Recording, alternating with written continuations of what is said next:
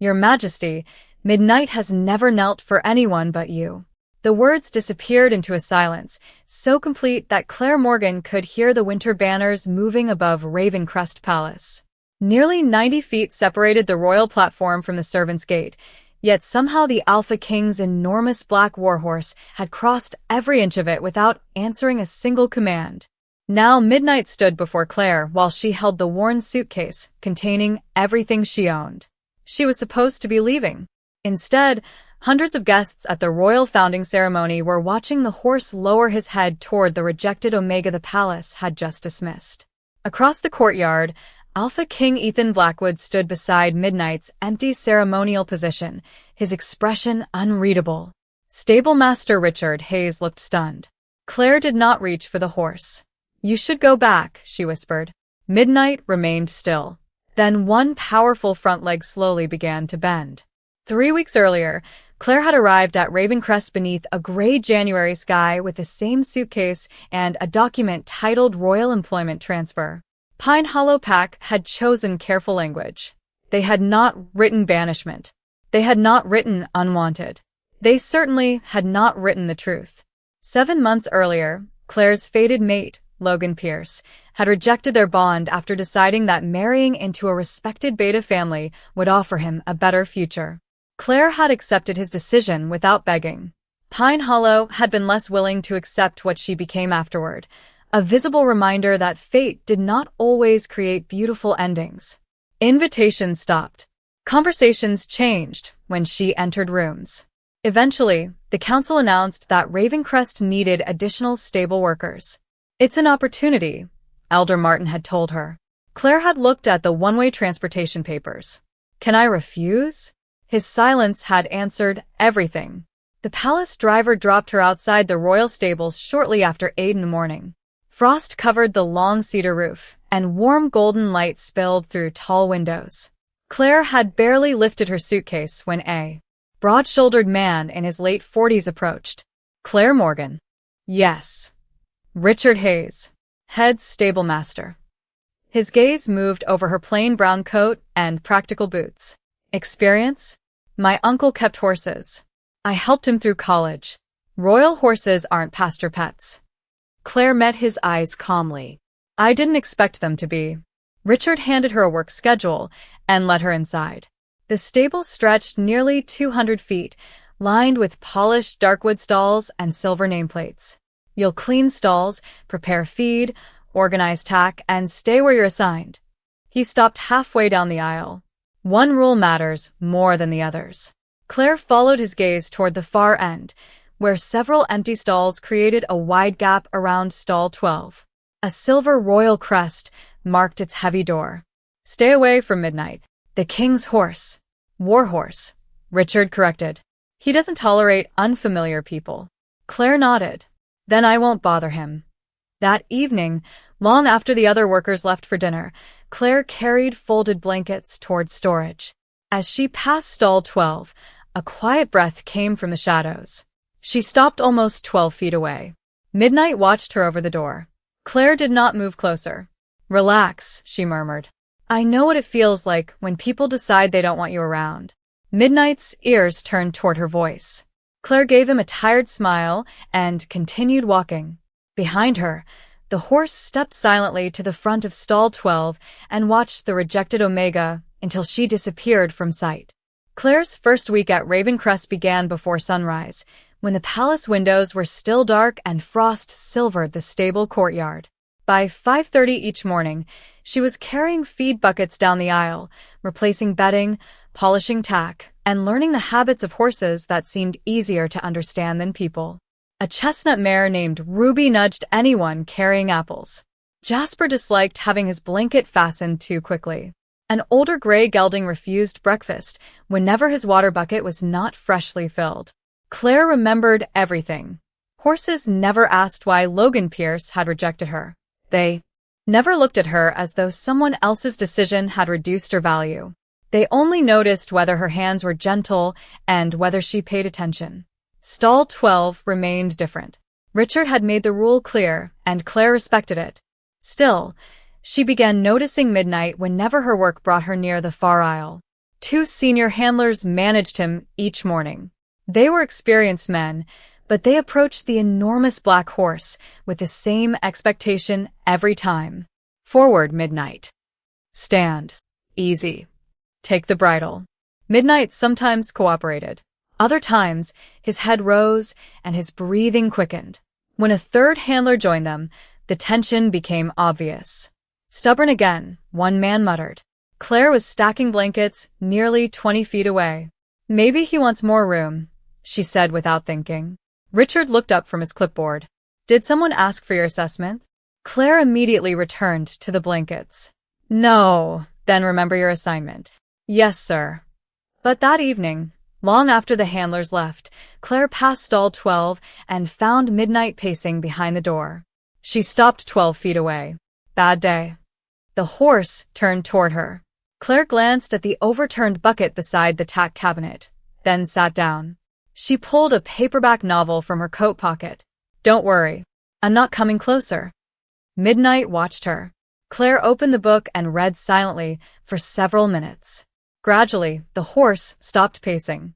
The next evening, she returned to the same bucket. This time she read aloud. You probably don't care about a detective in Chicago, she murmured after one chapter. But honestly, neither do I. Midnight released a quiet breath. Claire smiled. Glad we agree. By Thursday, he moved toward the stall door whenever she appeared. Claire never brought treats. She never called him. She never crossed the space between them. On Friday evening, she sat about 10 feet away while snow drifted beyond the high windows. People call you difficult, she said. Midnight's ears turned toward her. They call me rejected. Her smile faded slightly. Funny how one word can become everything people think they know about. You. Midnight stepped closer to the door. Claire remained still. I'm not asking you to trust me. The horse extended his head over the stall. You don't owe me that. She slowly raised one hand, but stopped well beyond his reach. Your choice. Midnight stretched forward, closing several inches himself. Claire did not move. Neither of them noticed the tall man standing silently near the stable entrance. Ethan Blackwood had returned from a council meeting and stopped when he saw his warhorse reaching toward the new stable worker. Claire eventually lowered her hand without touching Midnight, closed her book, and walked away. The horse followed her with his eyes until she disappeared. Ethan turned to the senior handler beside him. Who is she? Claire Morgan, Your Majesty. Transfer from Pine Hollow. Ethan looked back at Midnight, who was still staring down the empty aisle. Then perhaps someone should explain why my warhorse already knows when Claire Morgan leaves the room. The next morning, Claire knew something had changed before anyone said a word. Richard was waiting beside the feed room with his clipboard pressed against his chest, and beside him stood the man Claire had seen only in framed portraits throughout Crest Palace. Alpha King Ethan Blackwood looked less ceremonial in person. No crown, no silver mantle, only a dark wool coat over a charcoal shirt and the quiet authority of someone who never needed to announce his rank. Claire stopped. Your Majesty. Ethan's gaze settled on her. Claire Morgan. Yes, sir. Richard answered before she could say more. She's one of the temporary workers from Pine Hollow. Mostly cleaning and feed preparation. Temporary. Claire had never seen that word on her transfer papers. Ethan glanced toward Richard. I asked her. Richard fell silent. Ethan returned his attention to Claire. How much experience do you have with horses? Nothing professional. My uncle kept 6 horses outside Bozeman when I was growing up. I helped whenever I could. And Midnight. Claire hesitated. I don't handle him. That wasn't my question. She understood immediately. I sit near his stall sometimes. Richard's jaw tightened. Against my instructions. I was told not to approach him, Claire said calmly. I haven't. Ethan studied her for a moment. Why sit there at all? Claire looked towards stall 12. Midnight was already watching them. Because he seems calmer when nobody is asking something from him. Sometimes being near someone who asks nothing of you feels safer than being alone. Richard gave a short breath. Your Majesty, she's interpreting normal equine behavior, without proper training. Claire felt heat rise beneath her collar, but she stayed quiet. Ethan walked towards stall 12. Richard followed. Claire remained where she was until Ethan looked back. Come with us. They stopped about 15 feet from Midnight.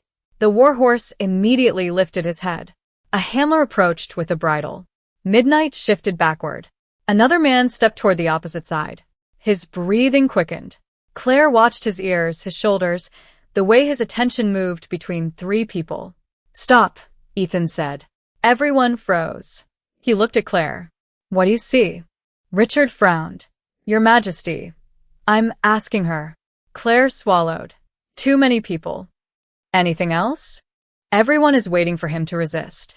Ethan's eyebrows lifted slightly. And he knows that? I think animals notice what we bring into a space before we do. Ethan nodded toward the handlers. Step away. They moved back, nearly 10 feet. Midnight's posture softened almost immediately. Richard's face tightened. Coincidence. Ethan said nothing. He simply waited. Claire stayed beside him, hands loose at her sides. Midnight looked toward Ethan, then toward Claire. Slowly, he approached the stall door. Claire felt Richard watching her. Don't reach for him, he warned. I wasn't going to. She turned her palm upward, but kept it against her own coat. Morning, Midnight. The horse extended his head. Claire remained still. You decide. For several seconds, nothing happened. Then Midnight stretched across the remaining distance and gently pressed his muzzle into Claire's open palm. Richard's clipboard lowered. Ethan went completely still. Claire's breath caught, but she resisted the instinct to stroke the horse. She simply let him remain there. Thank you, she whispered. Midnight closed his eyes for one quiet second. Ethan looked from his warhorse to the rejected Omega standing beside him. How many times has he done that? Claire shook her head. Never. Then why today? Maybe because today nobody made him. Ethan's expression became thoughtful. Richard stepped forward. That's enough. Midnight immediately withdrew. Claire noticed. So did Ethan. His eyes moved slowly toward Richard, then back to the horse. Tomorrow morning, Ethan said, no one approaches stall 12 until Claire arrives. Richard stared at him. Your Majesty, she isn't qualified. Ethan looked at Midnight, who had already returned his attention to Claire. No, he said quietly, but apparently my warhorse has decided her presence matters. At 5:30 the next morning, Claire entered the stable to find stall 12 surrounded by empty space. No handlers waited with bridles. No assistants carried blankets. Richard stood near the tack room with his arms folded, clearly unhappy with the arrangement, while Ethan leaned against a wooden post several yards away. Midnight watched Claire the moment she appeared. Good morning, she murmured, stopping about 12 feet from the stall. Richard glanced at his watch. His exercise schedule began 10 minutes ago. Ethan remained calm. Then 10 minutes won't ruin him. Claire set her paperback on the familiar, overturned bucket. What do you want me to do? Ethan asked. Nothing. Richard gave a humorless laugh. Claire looked at him. That's what Midnight needs first. Ethan nodded once. Then nothing it is. Claire sat. For several minutes, she simply remained there while pale winter light appeared through the high windows. Midnight moved toward the door. Claire did not call him. When he extended his head, she opened her palm. He touched it almost immediately. Only then did Claire rise. One handler, she said quietly. Not three. Ethan motioned toward senior handler Daniel Brooks. Daniel approached slowly with the bridle held low rather than raised toward Midnight's face. Claire stayed several feet away. Let him see it, she suggested. Daniel paused. Midnight inspected the leather, then remained still. Now, Daniel asked. If he stays relaxed, the bridle went on without resistance. Richard's expression hardened. He knows the equipment. This proves nothing. Ethan looked toward him. Yesterday, 3 people struggled for 20 minutes. He's becoming dependent on her presence. Claire felt the accusation immediately. I'm not trying to make him depend on me. Intent doesn't change the result, Richard replied. Ethan turned toward Claire. What do you think? She studied Midnight before answering. If he needs me forever, then I've failed. Richard seemed surprised. Claire continued. Trust should make his world bigger, not smaller. Today I'm here. Tomorrow I can stand farther away. Eventually I shouldn't need to be here at all.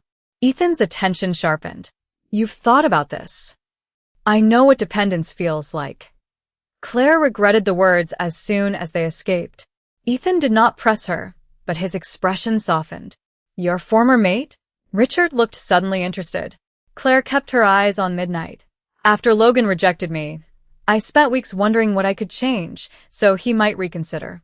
Then I realized I was asking someone else to decide whether I deserved peace. Ethan was silent. Midnight shouldn't have to earn peace either. Daniel led the horse toward the indoor exercise ring. Claire remained behind. Midnight hesitated once, looking back. She smiled. Go ahead. He followed Daniel. Ethan watched until they disappeared. You gave him permission to leave you. Claire looked puzzled. He isn't mine. Something about the answer seemed to stay with Ethan. Over the following days, Midnight's routine improved. Claire deliberately reduced her involvement, moving from 12 feet away to 20, then 30. Ethan appeared more often than royal business should have allowed. Richard noticed that too. 2 evenings before the royal founding ceremony, Claire entered the feed office and stopped when she heard voices beyond the half-open door. Her presence is creating an attachment, Richard was telling Ethan. Remove her now, and the horse can return to proper discipline. You said he was uncontrollable last month, Ethan replied. Now he's calmer. Temporarily. Claire stepped backward before either man noticed her. An hour later, Richard found her beside the west stalls and handed her a revised schedule. Every duty near Midnight had been removed. Effective immediately, he said. Claire looked towards stall 12. Midnight was standing at the door, watching her. Did the king approve this? Richard's eyes cooled. The king has a ceremony to run. I run these stables. Claire folded the schedule carefully. Across the aisle, Midnight lifted his head as she walked away, and for the first time since she arrived, Claire wondered whether Richard was no longer trying to protect the Alpha King's warhorse from her, but trying to separate them before Ethan discovered exactly who Midnight trusted more. For the next 2 days, Claire worked everywhere except the far end of the stable. Richard assigned her to feed inventory, blanket storage, and the west stalls, keeping nearly 60 feet between her and Midnight whenever possible. Claire followed every instruction. She had learned long ago that people expecting resistance often became uncomfortable when given none. Midnight was less cooperative. Each time Claire crossed the central aisle, his head appeared over stall 12. When she disappeared, he watched the empty space for several minutes. By Thursday morning, Daniel Brooks noticed it too. He's looking for her, he said quietly. Richard closed his clipboard. He's waiting for routine. She was part of the routine. Not anymore. Claire heard them from the feed room, but kept counting grain bags. That afternoon, preparations for the royal founding ceremony filled Raven Crest with activity. White banners hung across the courtyard. Silver lanterns appeared along the palace steps. Visiting pack leaders arrived in dark SUVs, and temporary seating stretched across the stone plaza. Midnight was scheduled to stand beside Ethan during the opening ceremony, a tradition older than anyone working in the stable. Yet when Daniel brought out the ceremonial saddle, Midnight stepped away.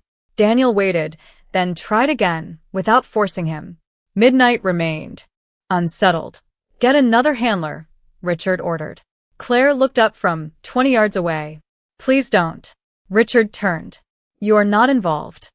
I know. Then stay that way. A second handler approached.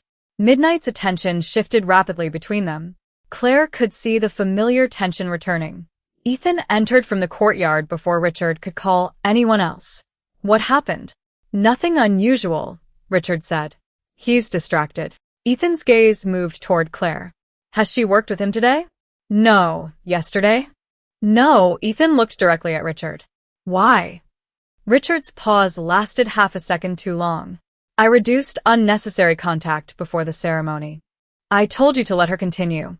Your Majesty, I believed professional judgment required. Enough. Ethan walked toward Claire. Would you come here? She hesitated, then approached until she stood about 30 feet from Midnight. The horse saw her immediately. His ears turned forward. Claire stopped. That's close enough. Ethan watched Midnight's breathing slow. Daniel waited beside him with the saddle. "Try now," Claire said. Daniel approached alone. Midnight remained still. Within minutes, the ceremonial tack was secured. No struggle. No raised voices. Richard's face became unreadable. Ethan turned toward Claire. "You didn't touch him. He didn't need me to. You barely moved. He needed to know someone was listening." Ethan looked toward Midnight, then back at her. "And somehow he knows you are." Claire lowered her eyes. Richard said nothing until Ethan returned to the palace. Near sunset, he summoned Claire into the tack office. A white envelope waited on the desk. "Your employment ends tomorrow after the ceremony." Claire stared at him. "The king just told you to let me continue." "The king manages Crest. I manage personnel." "Why are you doing this?" Richard's expression hardened. "Because a stable cannot operate around one inexperienced Omega whom a horse happens to tolerate." The old humiliation tried to rise inside her, but Claire refused to carry it again. She picked up the envelope. "I won't beg to stay where I'm considered a burden." Pine Hollow had called exile an opportunity. Richard was calling dismissal a personnel decision. Different words. Same message. You're easier to remove than understand. Richard looked almost surprised by her calmness. Claire walked out. That night, she packed her suitcase. At dawn, while the ceremony began outside, she completed her final chores and headed toward the servants' gate. Across the courtyard, Midnight stood beside Ethan in polished ceremonial tack. Then his head lifted. Through hundreds of guests, he found Claire. She kept walking. Midnight took one deliberate step out of formation, and Ethan followed his gaze toward the rejected Omega carrying her suitcase away. Midnight took another step away from the royal platform. Daniel reached instinctively for the lead, but Ethan lifted one hand. "Don't." The handler stopped.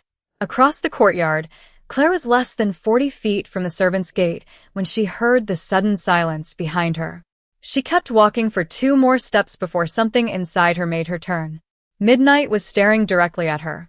Hundreds of guests stood between them, yet the Warhorse seemed to see no one else. Richard moved quickly toward Ethan. "Your Majesty, I can return him to position. He isn't out of control." Ethan's voice was quiet. "He knows exactly where he's going." Midnight started forward. One step, then another. Guests moved aside, opening a path through the courtyard. Claire lowered her suitcase to the ground. "Midnight," she whispered. The horse continued toward her. She did not call him closer. She did not raise her hand. She simply waited, exactly as she had outside stall 12. When Midnight reached her, he stopped several feet away. Claire's eyes burned with emotion. She refused to let become tears. "You're supposed to be over there." Midnight lowered his head slightly. "With your king." Ethan had followed at a distance, leaving the horse space. Richard remained beside him. "This is precisely what I warned you about," Richard said. "He's developed an unhealthy attachment." Claire heard him. She looked at Midnight and shook her head. No, Richard frowned. "Excuse me? If this were dependence, he would need me to function." He doesn't. Claire glanced toward the ceremonial platform. "He stood there calmly until he saw me leaving." Ethan's gaze sharpened. "Leaving?" Claire looked at him. Richard went still. Ethan noticed the suitcase beside her feet. "Why are you carrying that?" Claire did not answer immediately. Richard stepped forward. "Her temporary assignment concluded this morning." Ethan turned toward him. "According to whom?" "Personnel decisions fall under my authority." "After I specifically instructed you to continue her work with Midnight?" Richard's confidence faltered. "I believed removal was necessary for the horse's discipline." Ethan looked at Midnight, who stood peacefully before Claire. Interesting definition of discipline. Claire slowly opened her palm. Midnight moved the final inches himself and rested his muzzle against it. A murmur traveled through the courtyard. Claire smiled faintly. "You never needed me to control you, did you?" Midnight remained still. Ethan stepped closer, but stopped several feet away. "Claire, what exactly did you do to him?" She looked toward the Alpha King. "Nothing. Nothing. I stopped asking him to earn the right to be understood." The words seemed to quiet even the whispers around them. Claire continued softly. Everyone approached him expecting obedience first and trust later. I just gave him room to choose. Ethan's eyes moved from Claire to Richard. And when she chose differently from you, you removed her. Richard said nothing. Claire lowered her hand. I don't want anyone punished because of me. This isn't about punishment, Ethan replied. It's about correcting what should never have happened. He looked toward Daniel. Claire Morgan remains employed at Crest until she decides otherwise. Then he faced her. The choice is yours. Claire stared at him, stunned by the unfamiliar freedom of those words. Before she could answer, Midnight stepped backward, his head lowered, one front leg folded beneath him. Daniel's face changed instantly. Your Majesty. Ethan went completely still. Midnight lowered his second front leg and settled before Claire in the ancient royal kneel, a gesture the Warhorse had been trained to offer. To only one living person. Claire looked toward Ethan in confusion. What is he doing? Ethan stared at his kneeling Warhorse. Something he has never done for anyone but me. For several seconds, Claire could only stare at Midnight. The great black horse remained kneeling before her as though the hundreds of witnesses surrounding them did not exist. There must be some mistake, she whispered. Daniel shook his head. Horses don't perform that sequence accidentally. Richard stepped forward. She must have copied the signal. Ethan's eyes moved toward him. When would she have seen it? Richard hesitated. During training. The royal kneel hasn't been practiced publicly since before Claire arrived. Ethan looked toward Daniel. Correct. Yes, Your Majesty. Claire glanced between them. What signal are you talking about? Ethan approached, Midnight slowly. A sequence of movements I taught him years ago. He kneels during the oath ceremony when the royal standard is presented. And he only does it for you? Until now. Claire looked down at Midnight again. The moment should have made her feel important. Instead, it made her protective of him. Then everyone needs to stop staring at him like he did something wrong. Ethan's expression shifted. Claire crouched several feet away without touching the horse. Midnight, you already made your point. His ears turned toward her. You can stand whenever you want. She waited. No command. No gesture. After several quiet seconds, Midnight rose on his own and remained beside her. Ethan watched every movement. You didn't tell him to stand. No. Why not? Claire straightened. Because kneeling was his decision. Standing should be too. Ethan went silent. Richard looked toward the waiting guests. Your Majesty, the ceremony is already delayed. Ethan did not even glance at the platform. Then it can wait another 5 minutes. He faced Claire. You said you stopped asking Midnight to earn the right to be understood. Yes. Why? Claire looked at the suitcase beside her. Because I know what it's like when people decide you must prove you deserve basic kindness. Her voice remained steady. After Logan rejected me, Pine Hollow treated me like his decision explained everything about me. Then I came here, and the moment Midnight trusted me differently than expected, Richard decided I was a problem too. I learned the hard way that trust stops being trust the moment someone demands proof of it. Richard stiffened. I maintained professional standards. Claire met his eyes without anger. No. You protected a system that made you feel necessary. The courtyard became quiet again. Ethan looked toward Daniel. Has Claire ever disobeyed a safety instruction? No, Your Majesty. Has she interfered with Midnight's training? No. Has his behavior improved since she arrived? Daniel nodded. Significantly. Ethan turned toward Richard. Then her dismissal had nothing to do with the horse. Richard lowered his gaze. That silence answered more clearly than words. Effective immediately, Ethan said. All personnel decisions involving Claire come through the royal office until this matter is reviewed. Claire shook her head. I don't want special treatment. Ethan faced her. Neither do I. Then don't keep me, because Midnight knelt. I'm not. He paused. I'm keeping the door open because you were never given a fair choice about coming here, and someone nearly took away your choice about leaving. Claire looked at him, surprised. Ethan nodded toward her suitcase. If you still want to go, transportation will be arranged anywhere you choose. If you want to stay, I'll offer you something different. What? A position working with Midnight, with professional training included. Claire stared at him. You trust me with your warhorse? Ethan glanced at Midnight standing peacefully at her shoulder. I think he answered that question before I did. Claire looked down, and Midnight gently lowered his head toward her open hand. For the first time since Pine Hollow sent her away, she realized the most powerful person in Crest was not asking her to prove she deserved a place there. He was asking what she wanted. And behind Ethan's calm expression, another question had begun forming. Why had Midnight recognized Claire's worth before any of them did? The ceremony resumed only after. Claire agreed to leave her suitcase inside the stable office until she had made her decision. Ethan never asked for an answer in front of the crowd. That mattered to her more than he could know. By late afternoon, the visiting pack leaders had departed. The white banners hung motionless in the cold air, and Crest Palace finally became quiet again. Claire found Ethan waiting outside stall 12 with a folder beneath one arm. Midnight stood behind him, calmly eating hay as though he had not overturned centuries of royal tradition hours earlier. You came prepared, Claire said. I had several people prepare this while I finished pretending to concentrate on ceremonial speeches. She almost smiled. Ethan handed her the folder. Royal Equine Keeper was printed across the first page. Claire looked up. That position exists? As of 3 hours ago. You created a royal position because your horse knelt?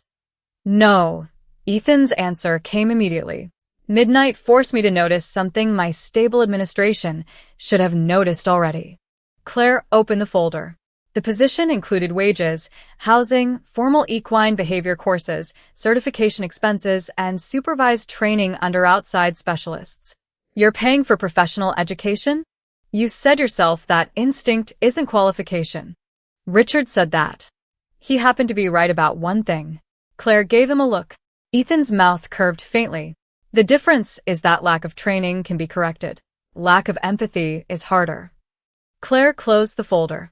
And if I refuse? A car takes you wherever you want tomorrow morning. You keep 3 months of wages, and Pine Hollow has no authority to demand your return. She searched his face. No consequences. Only the inconvenience of explaining to Midnight why you disappeared. Claire glanced toward the stall. That seems unfair. To me or him? Both. For the first time, Ethan laughed softly. The sound surprised her. Then his expression became serious again. Claire, you were sent here without a meaningful choice. I won't make your future another order disguised as an opportunity. She looked down at the folder. 7 months ago, Logan's rejection had made her question whether fate had ever seen value in her. Pine Hollow had answered by sending her away. Richard had nearly repeated the lesson. Yet Midnight had trusted her when she possessed nothing useful to offer him except patience. Ethan was offering something different now. Not rescue, but room to choose. I'll stay, she said. Ethan remained still. Because you want the position? Claire nodded. Because I want to learn enough to deserve the responsibility. And because Midnight shouldn't lose the progress he's made. Then welcome to your new job. Ethan extended his hand. Claire looked at it for a second before placing hers in his. Warmth moved through her palm. She froze. Ethan did too. Beneath Claire's wrist, a thin silver crescent appeared under her skin, glowing softly against the pulse there. Her breath caught. Ethan slowly turned his own wrist upward. The same silver mark had appeared on him. That wasn't there this morning, Claire whispered. No, is it what I think it is? Ethan's eyes met hers. A mate mark. Claire immediately looked toward Midnight. Then that's why he chose me. Ethan shook his head. It can't be. Why? Because the bond awakened only when you freely chose to stay and freely took my hand. Midnight extended his head over the stall door and gently touched Claire's shoulder. She turned toward him, suddenly understanding. The warhorse had trusted her days before fate revealed anything. He had crossed 90 feet and knelt before her while she was still only Claire Morgan, the rejected Omega everyone expected to disappear. Midnight had not recognized the Alpha King's mate. He had recognized her. Claire stared at the silver mark until its glow faded into a pale crescent beneath her skin. 7 months earlier, she had believed a mate bond meant belonging. Logan's rejection had destroyed that certainty, but standing beside Ethan now, she realized destiny had never promised ownership. It had only opened a door. Walking through it still had to be her choice. Ethan seemed to understand before she spoke.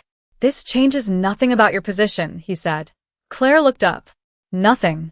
You accepted the job before we knew about the bond. It remains yours whether you accept me or not."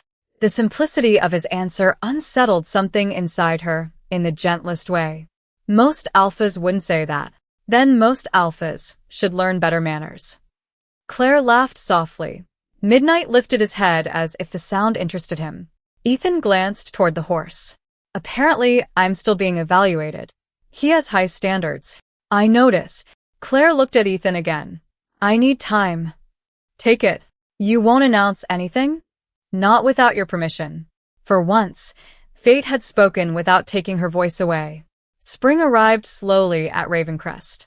Over the next 3 months, Claire began professional certification under an equine behavior specialist from Colorado while continuing her work with Midnight. She introduced quieter preparation routines, fewer unnecessary handlers, and longer adjustment periods for nervous horses. The changes spread through the entire stable. Richard remained stablemaster after a formal review, but his authority now came with accountability. One morning, he approached Claire while she organized training records. "I owe you an apology," he said. Claire looked up. Richard seemed deeply uncomfortable, which somehow made the words more sincere. "I thought your success with Midnight made my experience look less valuable," he continued. "That was pride, not professionalism."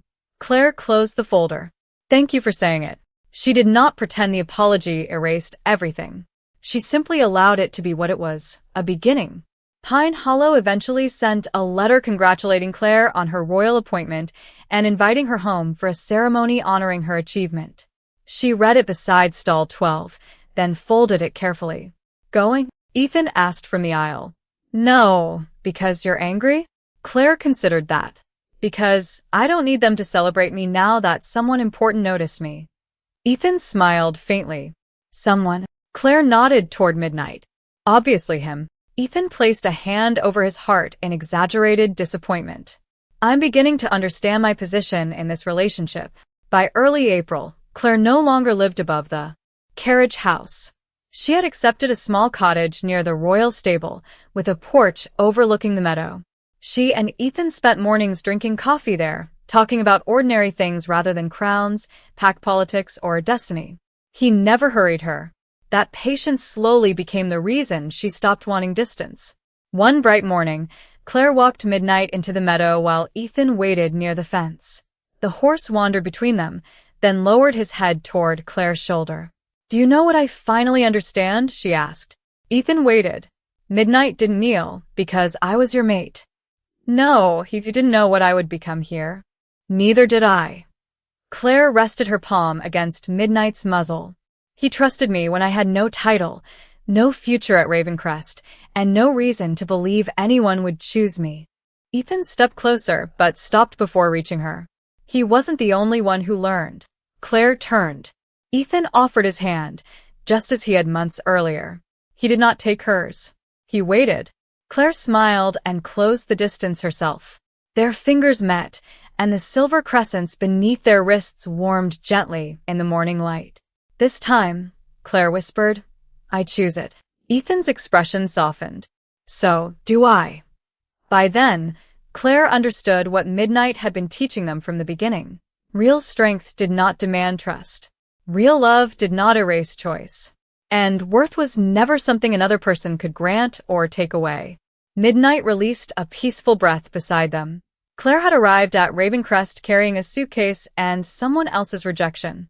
She remained with a profession, a home, and a future she had chosen herself.